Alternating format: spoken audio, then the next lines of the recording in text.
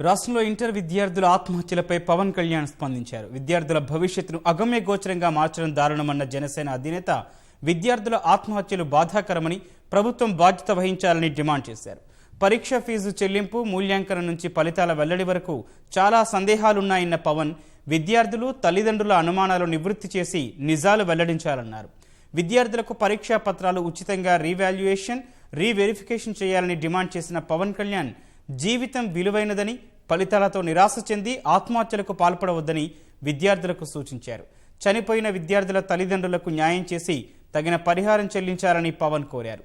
Board అధికారులు, software సంస్థపై చర్యలు తీసుకుని న్యాయ విచారణకు ఆదేశించాలని ఈ సందర్భంగా పవన్ కళ్యాణ్ డిమాండ్ చేశారు.